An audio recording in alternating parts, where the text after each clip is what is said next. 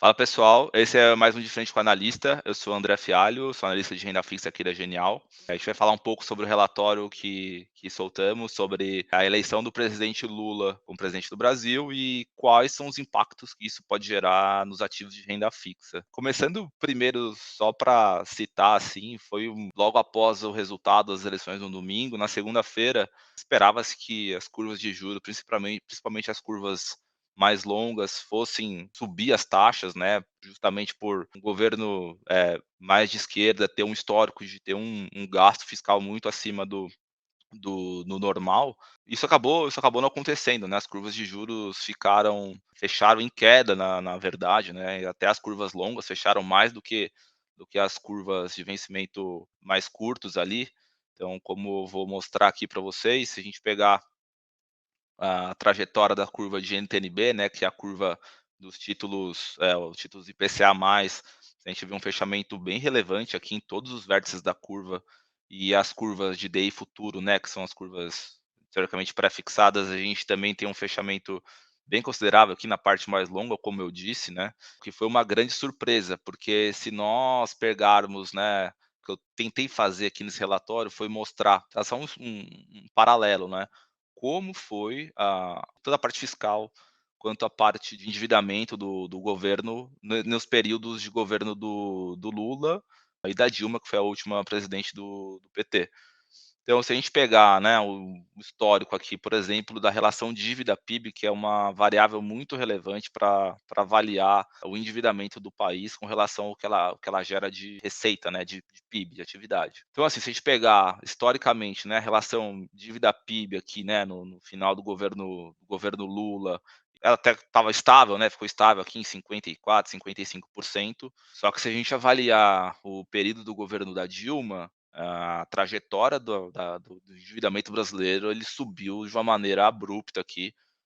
o que causou um grande caos econômico, né, gerou recessões, enfim. Isso foi bastante negativo para o mercado de renda fixa. Então, assim, a gente não sabe, né, como será o governo Lula. Ele não abriu muito ainda a questão econômica, basicamente. A gente sabe que é o ministro da fazenda, a gente não sabe muita coisa ainda. Então está meio aberto, né, como é que vai ser? Vai ser parecido com o que foi o primeiro mandato dele, que foi estável ali na relação do endividamento, né, foi um governo responsável fiscalmente, ou vai ser muito parecido com o governo da Dilma, que foi um governo que gastou muito mais ali, né. Então, está meio que no aguardo do que pode acontecer. Com relação à dinâmica inflacionária, também no período do primeiro governo Lula, teve uma estabilidade um pouco maior na questão inflacionária, em comparação por exemplo, ao governo da Dilma aqui, né, que a gente vê inflações extremamente altas, tanto a inflação, né, o cheio ali, IPCA, quanto os núcleos, que é aquela inflação que a gente consegue expurgar os efeitos de choques, todas elas ficaram muito acima da meta de inflação do Banco Central, né, que, por exemplo, na época ali do governo da Dilma era de 4,5%. A gente pegar a inflação aqui, tá tudo por volta de 8 e pouco, 9, 10%, chegou a bater aqui em janeiro de 2016. E aí também é uma outra dúvida, né, se a questão fiscal, realmente sair do controle, provavelmente essas inflações vão ficar muito acima da meta do Banco Central, que gera bastante fluido nas curvas de renda fixa. Aí aqui a trajetória da Selic, né, caso esse governo,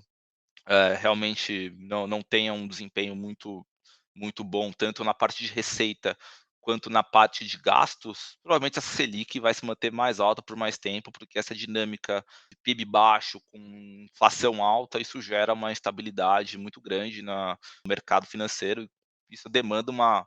Selic mais alta para tentar conter essa inflação que pode ficar muito alta por muito tempo. Outra questão também que foi bastante importante, uma variável bem relevante para a renda fixa, né, que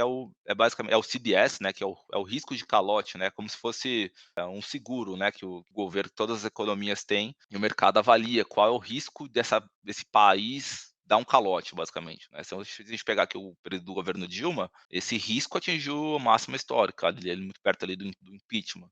Então, com isso, a gente traçou um cenário, né, fez um paralelo, qual é a nossa alocação atual, né. Se a gente pegar aqui o que a gente tem de base até para as carteiras recomendadas, a gente ainda gosta do pré-fixado ali de vencimento curto, intermediário, até uns 5 anos, a gente tem com bons olhos, a gente acha que faz sentido ter na carteira. Com relação aos indexados ao IPCA, a gente gosta bastante dos mais longos, né, de vencimento mais longo, a gente tem bastante prêmio ali, ainda mais se a gente pegar títulos, sem pagamento de imposto de renda, então acho que tem bastante prêmio aí para a gente capturar. E o que a gente ainda gosta bastante é esse pós-fixado, que a gente ainda vê a Selic muito alta, né, se a gente pegar o que a gente tem de inflação no próximo ano e quanto a gente tem de Selic, você tem um ganho real aí de 7% e com baixo risco. Então assim, o cenário atual é esse, mas num cenário hipotético de um descontrole macroeconômico, isso muda totalmente, né. Você não fica não é recomendado você ficar em títulos pré-fixados muito longos, porque como ele tem uma sensibilidade muito grande a variações da taxa de juros, isso acaba atrapalhando a rentabilidade dos pré-fixados. Nesse caso, a gente prefere ficar alocado em títulos de duration mais curto, né, de vencimento mais curto, justamente para capturar os ganhos de IPCA que podem vir dessas inflações, virem muito acima da meta do Banco Central. E o ativo que se mantém como acho que a melhor escolha ali para renda fixa nesses períodos de incerteza, é você ainda estar alocado em títulos indexados ao CDI, porque justamente você vai ter que ter uma Selic mais alta por mais tempo, e isso acaba gerando uma simetria muito grande entre você ficar, por exemplo, em um pré-fixado e um indexado a CDI. Fica muito mais interessante você estar indexado, alocado em títulos indexados ao CDI, justamente por esse ganho de Selic muito alto por muito tempo e com um risco muito mais baixo, né, você não tem risco de marcação a mercado. Esse é mais um de frente com o analista. Para você ver com mais detalhes o que eu disse aqui agora, entre na página do Genial Analisa e veja o relatório com muito mais detalhes. Obrigado e até a próxima.